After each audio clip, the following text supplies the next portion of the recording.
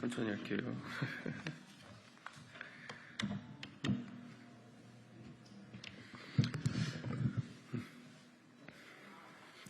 국민 여러분, 안녕하십니까?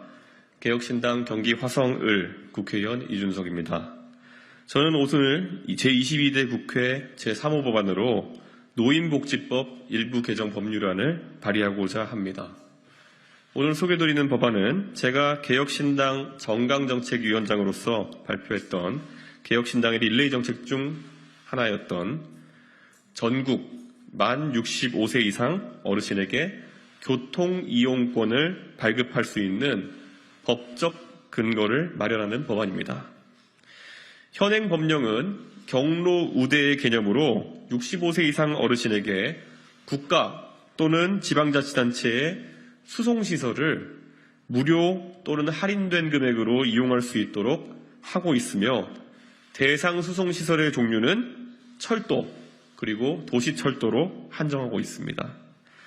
문제는 지금 무임승차 비용이 현재 대부분 도시철도 운영기관의 부채로 쌓이고 있으며 교통복지제도의 심각한 지역 간 공정성 문제를 야기하고 있다는 것입니다. 국회 예산정책처에 따르면 급격한 고령화로 인해 무임승차 비용은 2021년에 약 7,390억 원, 2022년에 8,159억 원으로 늘어 도시철도 공사를 운영하는 지자체의 재정 부담이 커지고 있습니다. 서울, 부산, 대구, 인천, 광주, 대전교통공사 전국 6개 도시철도 운영기관에 2019년부터 2023년까지 최근 5년간 무임승차 손실액 합계는 2조 7천억 원에 달합니다. 뿐만 아니라 철도와 도시철도는 수도권과 광역시에 집중되어 있으므로 중소도시 및 농어촌 지역에 거주하는 어르신에게 상대적 불평등이 발생한다는 의견이 꾸준히 제기되고 있습니다. 이러한 문제를 해결하기 위해 이번에 발의할 노인복지법 일부 개정 법률안은 만 65세 이상 어르신에게 도시철도 요금을 일괄 면제해주는 현행 방식 대신 이들에게 국가 또는 지방자치단체가 일정 금액의 교통이용권을 제공해줄 수 있는 법적 근거를 마련하게 됩니다. 도시철도와 버스, 택시까지 다 같이 사용할 수 있으며 일정 금액의 교통이용권을 모두 소진한 뒤에는 일정 할인율을 적용한 할인요금으로 대중교통을 이용할 수 있게 됩니다.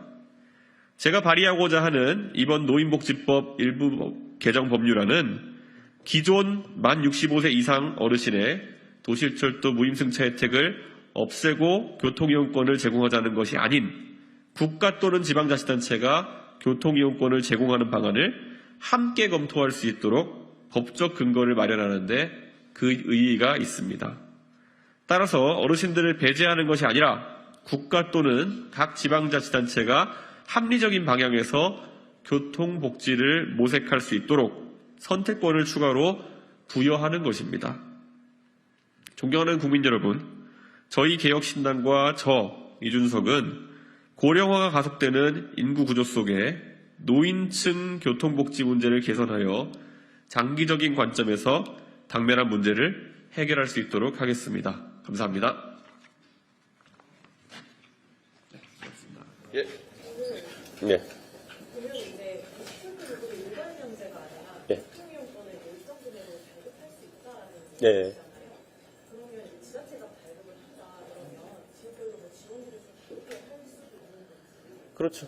아무래도 지자체별로 앞으로 지방선거도 다가오고 있고 하기 때문에 이런 부분을 놓고 정책 경쟁이 벌어질 수 있다. 전 이런 생각을 합니다. 그리고 방금 회견문에서도 언급했지만 결국 지역별로 지하철이 있고 도시철도가 있는 곳이 있고 없는 곳이 있는데 없는 곳에서는 지원 근거를 지금 마련하기가 좀 어려운 상황도 있거든요. 그러다 보니까 뭐 지자체별로 우후죽순격으로 뭐 제가 있는 화성만 하더라도 뭐 학생들이나 일부 대상을 해가지고 무료 버스나 이런 것을 도입하려고 하는 경우도 있고 한데 저는 이런 노인복지에 관해 가지고는 전국적으로 어느 정도 누락되지 않도록 하는 것이 중요하고 지자체가 각자의 아이디어대로 좀 이런 경쟁할 수 있는 것이 좋겠다 그런 생각입니다.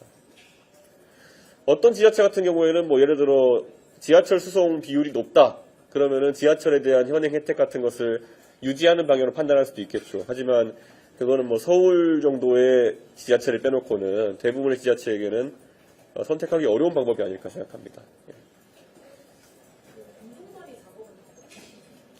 뭐 지금 이거는 저희가 발의 계획을 발표한 거고요. 지금 이제 다 저희가 사인 받으러 다니겠죠. 아마 이거는 봤는데 무리가 없을 것으로 보입니다. 지금 특히 경기도만 하더라도 최근에 개통된 GTX 같은 경우에는 무임승차제도 대신에 다른 형태로 이제 요금이 설계되어서 노인층에 대한 할인 형태로 지금 이제 제공이 되고 있거든요. 근데 이런 것들을 뭐 좀 지자체 단위로 합리적으로 정리할 수 있는 계기가 되는 법안이기 때문에 거부감은 크게 없을 거로 좀 보입니다. 근데 그 개혁신당 그 총선 공약 말씀하실 네, 때 예. 노인회와의 소통이 좀 있었는데 노인회가 이번에 또 선거를 하면서 노인회가 어떻게 될지는 모르겠지만은 그때 뭐 김호희 회장님 같은 경우에는 저는 원래도 친분이 있는 분이었고 그 부분에 있어가지고 저랑 또 김현정의 뉴스쇼 CBS 나가가지고 토론도 하고 이러면서 이견을 좀 조정하려고 하는 모습이었고요. 실제로 이 부분에 대해 가지고 당장 이 법안으로 인해 가지고 지원이 줄어드는 부분은 없을 겁니다. 네, 만약에 지자체들이 현행 제도를 유지하고자 한다면 그게 또 선택 가능한 옵션이기 때문에 아마 빨리 이런 것들을 입법을 해놓아야지만이 내후년 지방선거를 앞두고 정당별로 정책 경쟁할 수 있지 않을까 그런 기대에서 이런 입법을 하게 되었습니다. 네, 뭐 현안 물어볼 거 없죠? 최근 사건 관련해서 왜 보시죠? 최근 사건이 뭐예요? 너무 많아가지고. 네, 유보 무역이 나오는 게 있어요. 아, 그래요?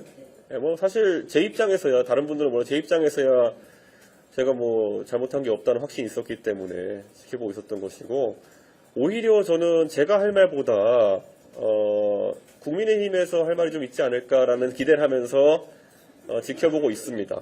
예, 그래서 원래 뭐 그 당시에 이제 그런 이상한 판단들을 내렸던 분들은 당에서 활동 안 하고 계신 상황인 걸로 알지만은 하지만 원래 이 책임 있는 지도부라면은 그 전에 발생한 일에서라도 올바르게 교정할 용기가 필요하고 그리고 거기에 대해서 말하는 걸 주저하지 않아야 될 텐데 그런 거 없다 보니까 요즘 뭐 시사방송 이런 데 나와가지고 개별적으로 또 2차 가해하는 사람도 있고 예, 그래가지고 그냥 지켜보고 있습니다. 아마 그걸 어떻게 처리하느냐가 그 당의 역량이 아닐까 그런 생각을 합니다. 예. 예.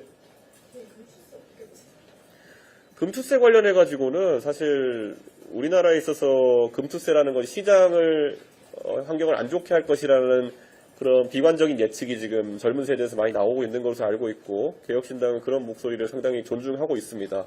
그리고 또 금투세라는 것이 원래는 거래세를 대체하기 위해서 이제 만들어지는 것도 목적이 있는데 대한민국에는 증권거래세를 없앤다 하더라도 농어촌세가 또 0.15% 부과되기 때문에 실제적으로 거래세가 폐지되지 않는 효과가 나타나게 됩니다. 그렇기 때문에 우선 저는 금투세 논의를 하려고 그러면 농어촌세 포함해가지고 주식의 거래에 따라 부과되는 세금 자체를 완벽하게 없애는 것이 전제되어야 된다. 그런 생각하고 금투세 도입이라는 것도 사실 저는 5천만 원의 그 소득을 얻는다는 것이 시장의 상황에 따라서 매우 가변적인 잣대가 될 수도 있는 거거든요. 그래서 뭐 그런 부분에 대해서도 저는 5천 원보다 예를 들어 이것이 진짜 대주주나 아니면은 뭐 이런 사람들을 타겟으로 했다 그러면은 그 5천만 원의 허들도 좀 높여야 될 필요가 있지 않을까라는 생각도 하게 됩니다. 왜냐하면 시장 상황에 따라 가지고 요즘 이제 젊은 세대의 직접 투자 액수나 이런 것들을 봤을 때 그 이상의 수익이 일시적으로 발생할 가능성도 있는데 저는 그 부분은 좀 조정이 되지 않을까라는 생각하고요. 지금 상황에서 입법을 서두를 상황은 절대 아니다라는 생각을 하고 있습니다. 왜냐하면 시장에 부정적인 충격이 가면 안 되기 때문에. 예. 또 질문 있으신가요? 없으면 여기까지 하겠습니다.